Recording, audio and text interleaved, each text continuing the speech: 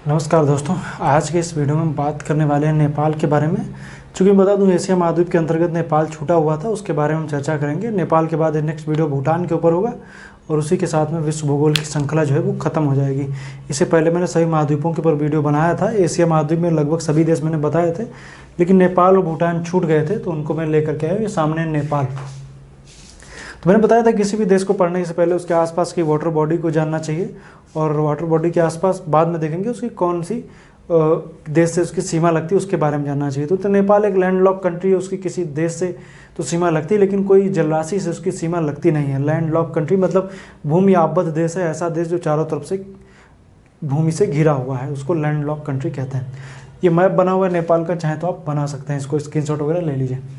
अब बात करेंगे नेपाल में। सबसे पहले मैंने बताया था, तो आसपास की वाटर बॉडी तो है नहीं, तो देशों की सीमा देख लेते हैं। तो इसकी सीमा किससे लगती है, तो यहाँ पर देखेंगे इसकी सीमा लगती है भारत से और चीन से। भारत और चीन से नेपाल की सीमा लगती है, सिर्फ दो देशों से इसकी सीमा लगती है। अब इसमें दो देशों से सीमा तो लगती है, लेकिन भारत के संदर्भ में, चूँकि भारत के संदर्भ में हमें राज्यों के बारे में भी जानना चाहिए कि नेपाल की सीमा किस राज्य से लगती है। ये भी परीक्षा में प्रश्न आ जाता है कि कौन सा राज्य नेपाल से बनाता है, कौन सा नहीं बनाता है, तो उसको हम देखेंगे। यहाँ पर देखेंगे यूके मतलब यूनाइटेड किंगडम मत समझ लीजिएगा, यूके मतलब उत्तराखंड। उत्तराखंड, उत्तर प्रदेश, बिहार, पश्चिम बंगाल, डब्ल्यू भी मतलब वेस्ट बंगाल, और सिक्किम। इतने राज्यों से सीमा लगती है किसकी, नेपाल से सीमा लगाने वाले ये भारत के राज्य हैं। इनके बारे में जान लें। सिक्किम, पश्चिम बंगाल, बिहार, उत्तर प्रदेश, उत्तराखंड, इतने हैं। इसमें से पश्चिम बंगाल, आप सोच रहे होंगे पश्चिम बंगाल कहाँ लगेगी, तो थोड़ी सी सीमा यहाँ पर पश्चिम बंगाल के सिलीगुड़ी के आसपास वाला क्षेत्र आप देखेंगे, तो वहाँ से इसकी सीमा लगती है। तो ये आप देख रहे हैं ना, ये वाला हिस्सा पश्चिम बंगाल है, ऊपर सिक्किम है, ये बिहार है, ये यूपी है। ऊपर की तरफ देखेंगे चाइना। चाइना का मतलब ऊपर के हिस्से, तिब्बत का जो बॉर्डर है चाइना का, वो ये ऊपर से लगता है। तिब्बत पहले एक देश हुआ करता था, स्वतंत्र देश, लेकिन चाइना ने उस पर अपना अधिकार स्थापित कर लिया। तो एक मैप में नक्शे के तौर पर तिब्बत हमें चीन के अंडर ही देखने को मिलता है। अब जो देशों की बात थी, मतलब कि जो आसपास के देशों की बात तो मैंने बता दी। अब इसमें और हमें क्या जानना है, और हमें जानना है इसमें कौन कौन सी वाटर बॉडी हैं, और कौन कौन सी पर्वत श्रेणियाँ हैं, नदियाँ हैं, और कौन से नेशनल पार्क हैं। यही प्रश्न इससे आते हैं। तो सबसे पहले बात करेंगे यहाँ की प्रमुख नदियों के बारे में। तो यहाँ पर आपको दिखेगी काली नदी, या महाकाली इसको बोलते हैं। उत्तराखंड और नेपाल की सीमा पर स्थित है काली नदी।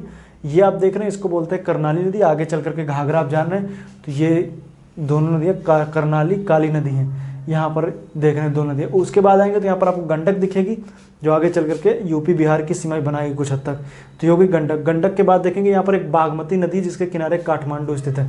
हालांकि यहाँ पर और भी नदियाँ हैं, राप्ती यहीं से निकलती है, लेकिन वो यूपी के पर्पज से तो इम्पोर्टेंट है, लेकिन नेपाल के पर्पज से उतनी इम्पोर्टेंट नहीं है। यहाँ पर बागमती, यहाँ पर कोसी, इसको सप्त कोसी के नाम से जाना जाता है। 7 नदियों की धारा को कोसी के नाम से, संकोश वगैरह, लेकिन संकोश तो खैर हम चले जाएंगे, उसमें हमें भूटान में देखने को मिलेगी।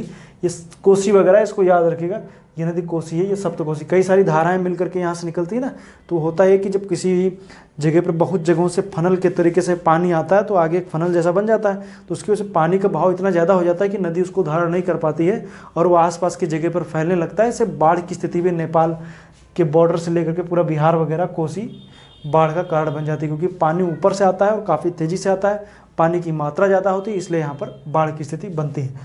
तो कोसी को आप याद रखिएगा। तो इतनी सारी नदियाँ यहाँ पर आप, जो आपको मैंने बताया, जो इम्पोर्टेंट है। अब और जब इसमें हम देखेंगे तो हमें देखने को मिलेगा यहाँ के प्रमुख नेशनल पार्क कौन कौन से हैं। नेशनल पार्क से भी प्रश्न आ जाते हैं कौन कौन से, जिसमें से देखिए एक है शुक्ला फांटा नेशनल पार्क। ये देखेंगे तो उत्तराखंड की सीमा से लगा हुआ नेशनल पार्क है, शुक्ला फांटा नेशनल पार्क। प्रश्न पूछा जा सकता है शुक्ला फांटा नेशनल पार्क कहाँ है, तो नेपाल में। दूसरा है बारडिया नेशनल पार्क। कौन सा, बारडिया। बारडिया नेशनल, दरअसल आप जब देखेंगे ना, तो जो नीचे की तरफ आपको दिखेगा इस सीमा पर, यहाँ पर तो ये दुधवा नेशनल पार्क है, उसके दूसरे हिस्से पर दूसरी तरफ बारडिया नेशनल पार्क है, यहीं पर स्थित है। और देखेंगे तो चितवन नेशनल पार्क है यहाँ पर। कौन सा, चितवन। चितवन घाटी पूछ लिया जाता है कहाँ पर है, नेपाल में, तो चितवन नेशनल पार्क याद रखिएगा। दूसरा रारा नेशनल पार्क है। रारा नेशनल पार्क कहाँ है, नेपाल में है। और दूसरा आप और एक जान रहे हैं, ये सागर माथा नेशनल पार्क, जहाँ पर एवरेस्ट है। यह एवरेस्ट का दूसरा नाम सागर माथा है, तो उसको भी आप याद रखिएगा। सागर माथा नेशनल पार्क भी कहाँ है, नेपाल में। तो इतनी सारी चीज़ें हैं, इनको आप याद रखिएगा। और जब हम इसमें देखेंगे तो अब नेपाल के संदर्भ में हमें ये जानना है कि कौन कौन सी पर्वत श्रेणियाँ यहाँ पर पड़ती हैं। पर्वत श्रेणियों की बात करेंगे तो इसमें पड़ती हैं, जैसे ऊपर की तरफ देखेंगे तो बृहद हिमालय है, फिर मध्य हिमालय है, उसके बाद में शिवालिक है। अब इसमें आप जान रहे हैं कि दरअसल ये जो पूरा हिमालय का तो एरिया आप जान ही रहे हैं, कैसे बना, क्यों बना, वो आप जान रहे हैं। यहाँ पर 2 प्लेटें हैं, नीचे इंडो ऑस्ट्रेलियन प्लेट, ऊपर की तरफ यूरेशियन प्लेट। दोनों के टकराने की वजह से 33 भूसन्नति के ऊपर उठने की वजह से हिमालय का निर्माण हुआ है।